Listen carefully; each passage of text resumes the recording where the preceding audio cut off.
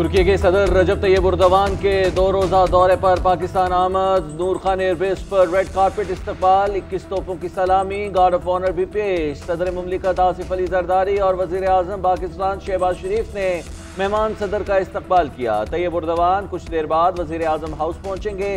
पाकिस्तान तुर्क business and investment forum से खिताब भी करेंगे। तुर्क सदर की वज़ीर आज़म और दीगर क़यादत से 1-on-1 मुलाकातें भी होंगी। सरमायाकारी और दो तरफ़ा ताउन की यादाश्तों और मुआहिदों पर दस्तखत मुतवक्के हैं। बाहमी तजारत का हजम 10 अरब डॉलर तक बढ़ाने पर बातचीत होगी। जंगी तैयारों, AI टेक्नोलॉजी और बहरी अफवाज की इस्तेदाद बढ़ाने पर ताउन का अज़्म दोहराया जाएगा।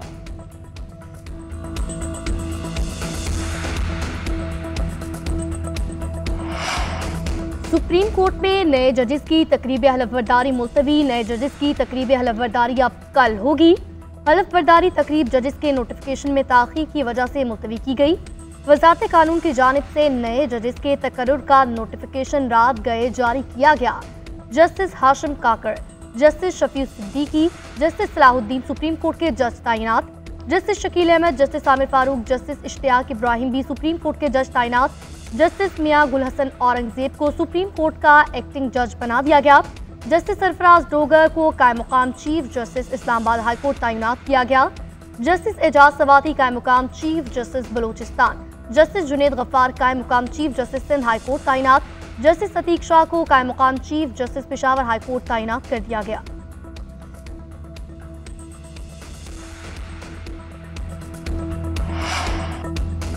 कौमी टीम से अफ्रीकी सीरीज के फाइनल में पहुंच गई। अहम मैच में जनूबी अफ्रीका को 6 विकेटों से शिकस्त दे दी। 353 रन का बड़ा हदफ 4 विकेटों के नुकसान पर हासिल कर लिया। मोहम्मद रिजवान और सलमान आगा की शानदार सेंचुरीज। जनूबी अफ्रीका ने पहले खेलते हुए 5 विकेटों के नुकसान पर 352 रन बनाए। टिम्बा 82, मैथ्यू 83 और क्लासन ने 87 रन बनाए। सलमान आगा बेहतरीन खेल पर मैन ऑफ द मैच करार पाए। पाकिस्तानी टीम ने जनूबी अफ्रीका के खिलाफ अब तक का सबसे बड़ा हदफ हासिल किया। पाकिस्तान और न्यूजीलैंड के दरमियान फाइनल कल खेला जाएगा। कौमी क़यादत की जनूबी अफ्रीका के खिलाफ जीत पर क्रिकेट टीम को मुबारकबाद। वज़ीर आज़म शहबाज शरीफ ने पैगाम में कहा, चैंपियंस ट्रॉफी से कबल जीत पर टीम का मोराल बुलंद होगा। सदर आसिफ अली जरदारी ने कहा कि उम्मीद है टीम सीरीज में कामयाबियों का सिलसिला जारी रखेगी।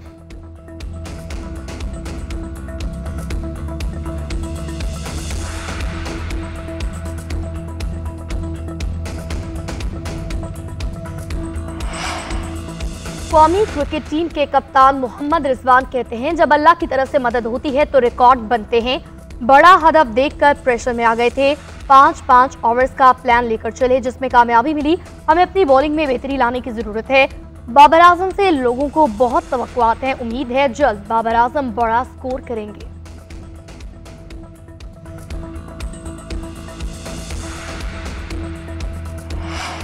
बानी पीटीआई ने शेर अफजल मरवत की पार्टी से छुट्टी करा दी। शेर अफजल मरवत के शोकॉज नोटिस के जवाब और इक़दामात के जायजा लेने के बाद फैसला किया गया।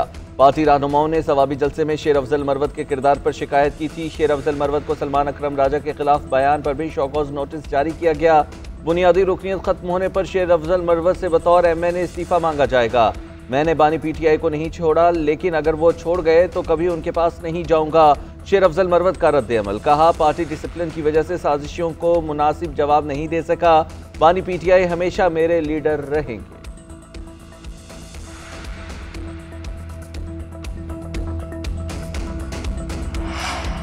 तहरीक इंसाफ ने IMF को खत लिख दिया।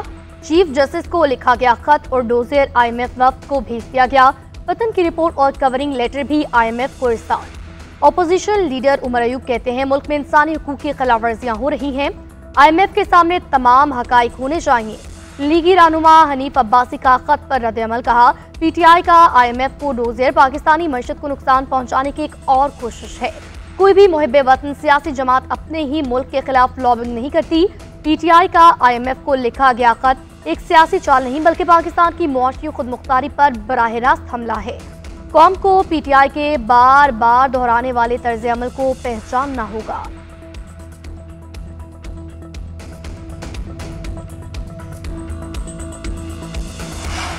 वज़ीर आज़म का IMF से बिजली सस्ती करने का मुतालबा। वज़ीर आज़म कहते हैं, बिजली की कीमतों में कमी पर IMF के नाम आने का खदशा खत्म हो गया।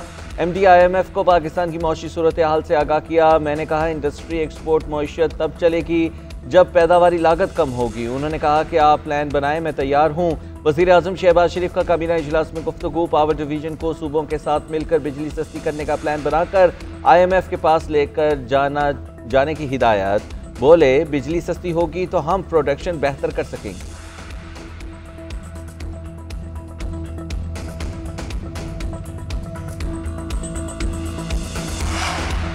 IMF का पाकिस्तान में मौशी बहाली का इतराफ़। हुकूमत के इस्लाहाती एजेंडे पर इत्मीनान का इजहार। MD IMF ने मैक्रो इकनॉमिक इस्लाहात को सराहा। क्रिस्टालिना जॉर्जीवा ने कहा पाकिस्तान की मईशत इस्तेहकाम के बाद तरक्की की जानिब गामजन है। अफरात ज़र में कमी के साथ मईशत अच्छी कारकर्दगी का मुजाहरा कर रही है। वज़ीर आज़म की क़यादत और ज़ाती अज़म की भी तारीफ की।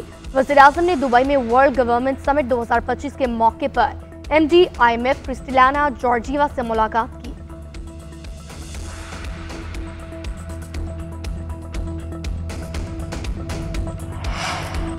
पाकिस्तानी आवाम खुसूसन नौजवानों का पाक फौज से इंतहाई मजबूत रिश्ता है। मुल्क दुश्मन अनासिर की फौज और आवाम के दरमियान खलीज डालने की कोशिश हमेशा नाकाम रही है और रहेगी। Army chief general Syed Asim Munir की यूनिवर्सिटियों और कॉलेजेस के तलबा से बातचीत। आर्मी चीफ ने तलबा पर पाकिस्तानियत को अपनाने की ज़रूरत पर जोर दिया। कहा तलबा अपनी तालीम पर तवज्जो दें और मुल्क की तरक्की में मस्बत किरदार अदा करें। हमें अपने मजहब, तहजीब और रवायात पर फ़ख्र है। हम कभी भी फितना अल खवारिज को अपनी फरसूदा सोच मुल्क पर मुसल्लत नहीं करने देंगे।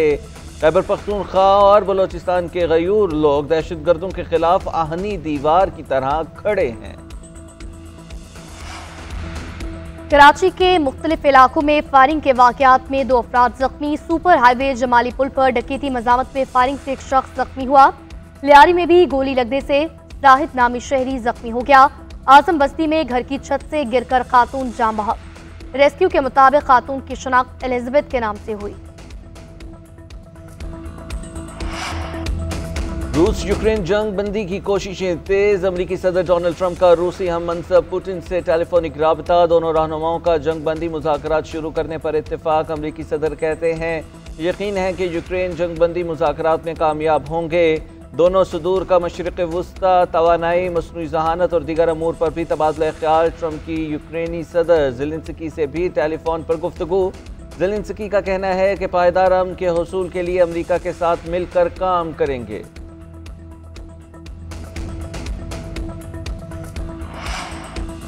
मिस्र और उर्दन फ़लस्तीनियों की बेदखली के बगैर गजा की तामीर नौ पर मुत्तफिक। मिस्री सदर अब्दुल फताह अल सीसी और उर्दन के शाह अब्दुल्ला के दरमियान टेलीफोनिक राब्ता। दोनों रहनुमाओं ने फ़लस्तीनियों की जबरी बेदखली का मंसूबा मुस्तरद कर दिया। उधर फ्रांसीसी सदर एमेनुअल मैक्रोन की भी गजा से मुतालिक ट्रंप के मंसूबे पर तनकीद। कहा गजा को प्रॉपर्टी डील की नहीं सियासी हल की ज़रूरत है। गजा की तामीर नौ का ये मतलब नहीं कि आबादी को बेदखल कर दिया जाए। फ़लस्तीनियों और अरब ममालिक का एहतराम करना होगा।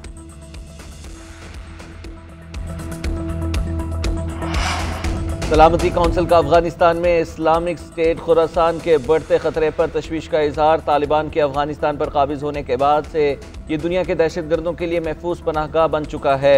इजलास में इस्लामिक स्टेट खुरासान की हमलों की मनसूबाबंदी और भर्ती के मुहिमात को आश्कार किया गया। अक़वाम मुत्तहिदा के सलामती कौंसिल के इजलास में अफगानिस्तान में दाइश की मौजूदगी को एक अहम आलमी खतरा करार दिया गया। इजलास में कहा गया है कि अफगानिस्तान दाइश खुरासान के लिए आलमी भर्ती और सहूलतकारी का मरकज बन चुका। चीनी सफ़ीर ने कहा कि तालिबान हुकूमत अफगानिस्तान में दहशतगर्द ग्रुपों को ख़त्म करने के लिए फौरी इक़दाम करे।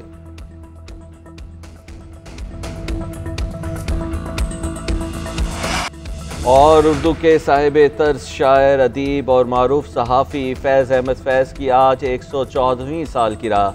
फैज़ अहमद फैज़ ने अपनी शायरी और नसरी तहरीरों में हमेशा मज़लूमों के हक़ में आवाज़ उठाई। उनके मशहूर शेरी मजमूओं में नुस्ख़ा-ए वफ़ा, नक्श फरियादी, दस्त सबा, ज़िंदान नामा और दस्तहे संग शामिल।